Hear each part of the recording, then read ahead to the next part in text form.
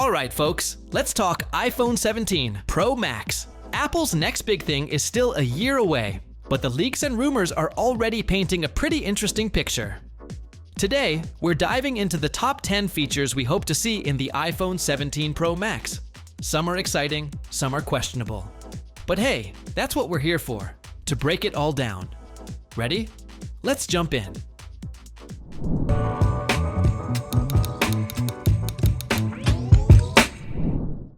So let's start with the camera. One of the biggest rumored changes is the horizontal camera bar. Some say it looks too much like Google's Pixel, while others think it's just Apple reusing an old Samsung idea. But here's the real question. Does it actually improve functionality?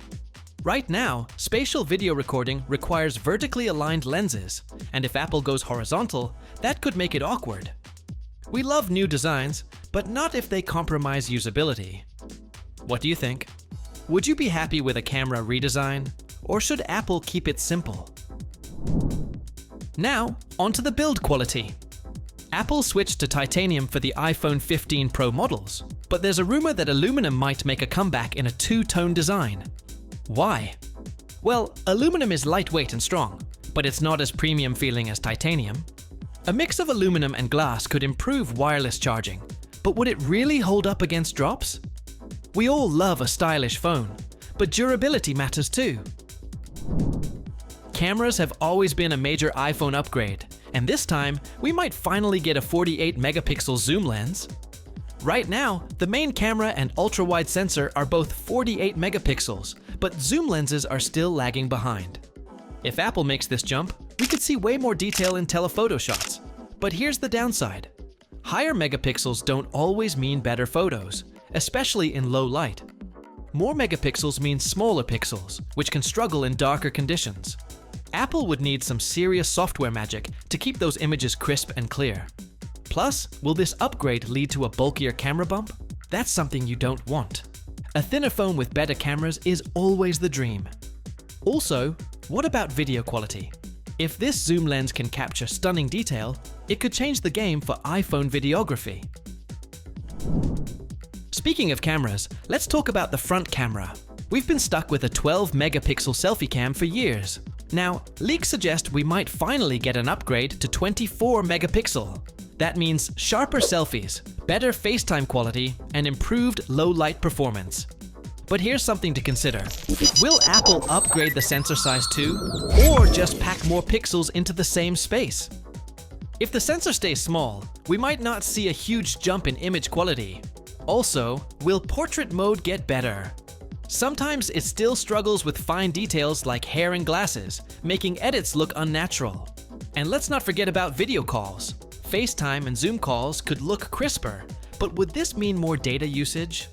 Also, with an improved front camera, will Apple give us better built-in editing tools? Or will we still need third-party apps to enhance our selfies? This upgrade sounds exciting, but only if Apple gets the details right. Love it or hate it, Dynamic Island is here to stay. But guess what?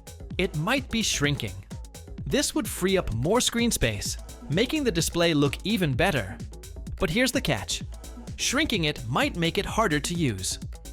If it's too small, will we be able to interact with it easily? Or will we just end up tapping the wrong thing? Apple needs to find the right balance between aesthetics and usability.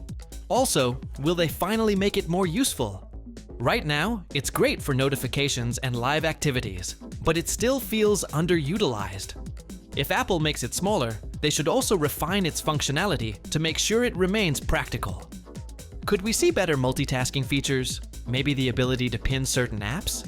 These little tweaks could make Dynamic Island feel more essential rather than just a cool design trick. Let's be honest, scratches are the worst. We've all seen how quickly iPhones collect tiny marks, even if you're careful. Rumors say the iPhone 17 Pro Max could get an upgraded ceramic shield that's even more scratch-resistant. Some even say we might see a nano-texture display, which reduces reflections and smudges. That would be amazing, especially for those who use their phones outdoors a lot. But here's the concern. Will this make the screen more fragile? We all remember when Apple made the iPhone 4 out of glass. Beautiful, but so easy to crack. If the new screen is more resistant to scratches, but more prone to cracks, is that really an improvement? And what about screen protectors? Will we still need them? Or will Apple finally make a display tough enough to survive everyday use without one? Also, will it affect touch sensitivity?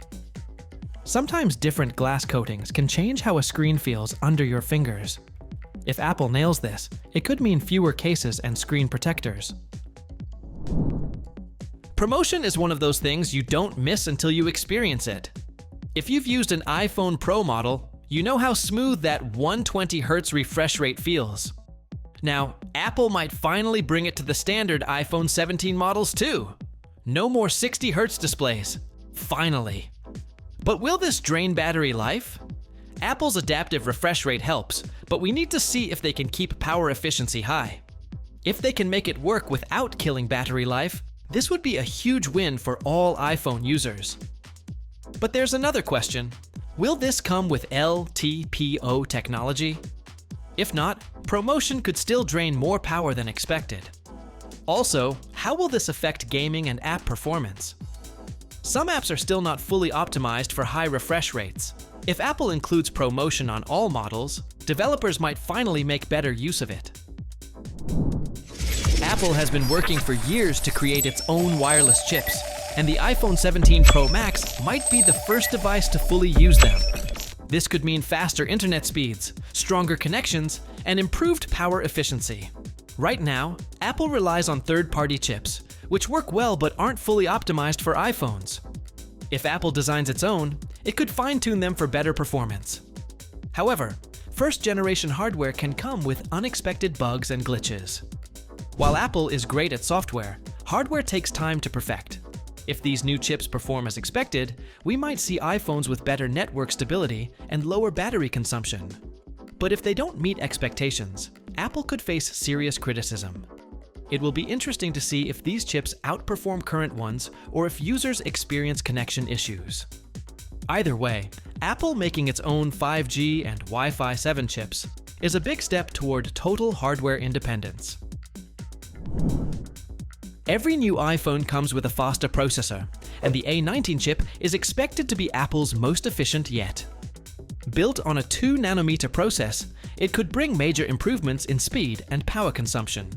Apple's chips are already among the fastest in the industry, so you might wonder if more power is even necessary.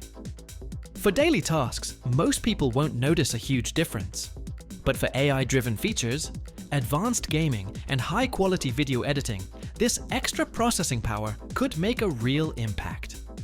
What matters most, though, is how it affects battery life. If Apple uses this power to enhance efficiency, we could get longer-lasting batteries without sacrificing performance. On the other hand, if they focus only on making the chip faster, users might not see much improvement in real-world usage. Hopefully, the A19 chip balances speed and battery life, giving users the best of both worlds. Apple has always been conservative with RAM compared to Android devices, but the iPhone 17 Pro Max might finally change that. Rumors suggest it will come with 12 GB of RAM, a significant jump from previous models. More RAM means smoother multitasking, faster app switching, and better performance for AI-based features. iPhones are known for their efficient software optimization, so even with less RAM, they run well. But with 12 GB, the iPhone could handle even more demanding tasks without slowing down. This upgrade could also improve gaming, video editing, and background app performance. Some people might not notice a difference in everyday use, but power users and professionals will appreciate the extra memory. If iOS fully utilizes this boost, it could make the iPhone 17 Pro Max one of the most capable smartphones yet. More RAM has been long overdue, and this upgrade could finally bring iPhones in line with high-end Android competitors. That wraps up the top 10 features expected in the iPhone 17 Pro Max. Some of these upgrades sound exciting, while others raise questions about real-world benefits. Apple is known for pushing technology forward, but it doesn't always get everything perfect on the first try.